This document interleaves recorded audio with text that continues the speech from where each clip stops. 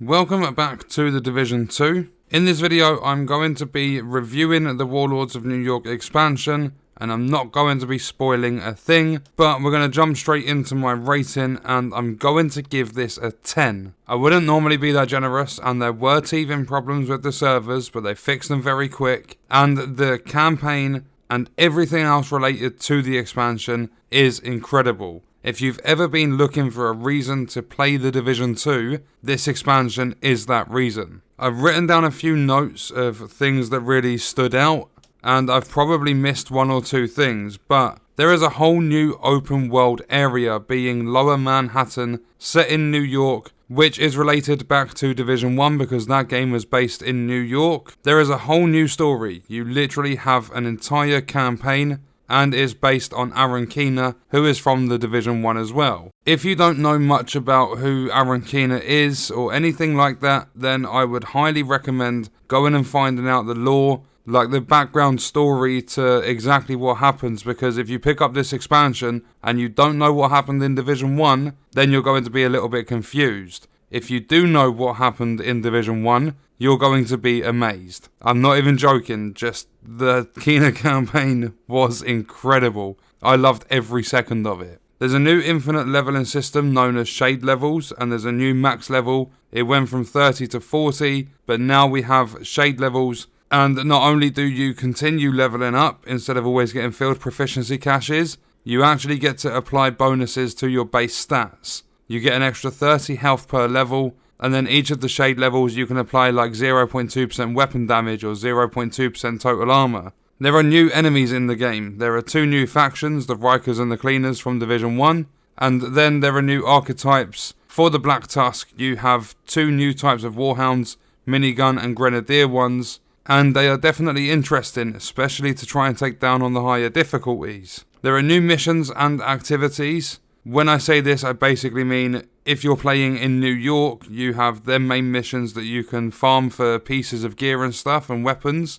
And you also have the control points, you have the propaganda broadcasts, all the open world activities. They've kind of just got new settings, but the main missions are a lot of fun. There's new gear, weapons and skills. You've got 4 new skills from the Keener campaign. There are new weapons and gear pieces that are exotic. There are new named items. There's even just some standard high-end items in there that are new to the game as well. There's a completely new revamped gear system, being Gear 2.0, and it's incredibly helpful in terms of making builds. And there's a new difficulty to the game, Legendary difficulty, and it is so tough. If you don't have an optimized build, you're never going to pass Legendary. But they do say in order to be able to do Legendary, you have to do Legendary. So to get a Legendary build, or a build capable of doing Legendary, you have to force yourself to run it even if you do wipe a couple of times to try and just get loot pieces from there, because they're going to be the best they can possibly be. It's still RNG, but you have the highest chances of getting the best loot from the Legendary difficulty. The introduction to seasons as well. The first season begins on March 10th, and the premium track is completely free to anyone that purchased Warlords.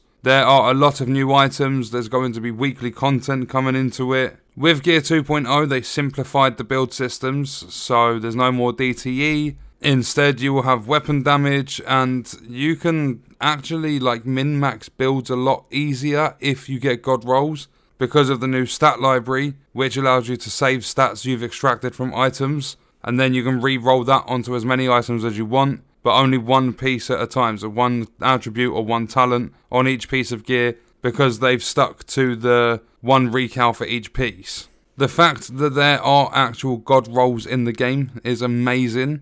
We now know when our stats are maxed out. We don't need to look at spreadsheets and stuff. You'll see an orange glow going through that stat on a piece of gear or a weapon, because weapons can have god rolls too. There are new reasons to play the game. If you've never, if before the Warlords expansion released, if you were sitting there thinking there's no reason for me to go on the game, I've got the best builds I could possibly get, the ones that I want, I've got all the exotics and stuff, there are all these reasons I've listed to play the game now. The infinite leveling system.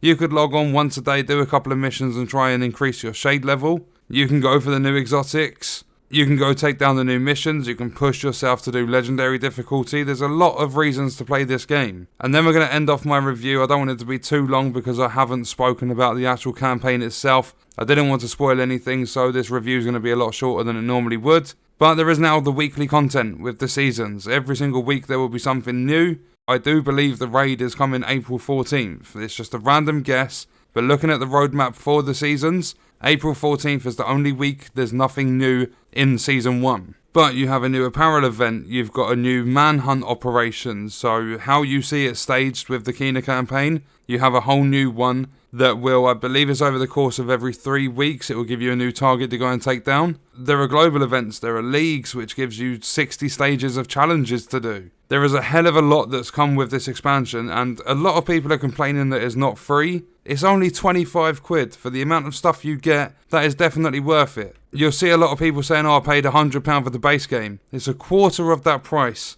and you get a load of new stuff to do. If you have ever enjoyed The Division 2, you will 100% absolutely love this. I literally don't think I'll be loading up another game for a little while at least. There is so much to do right now. It's crazy, and I'm loving it. As I said though, there were teething problems. The leaders in the safe houses, you couldn't interact with them, but they did a maintenance literally next day and fixed it. There are still bugs, but they can easily be ignored. They're not stopping any progression, they're not breaking the game or anything like that. But on that note, that's going to do it for the video. Let me know your thoughts and stuff in the comments. I hope you guys enjoyed it. Thank you for watching.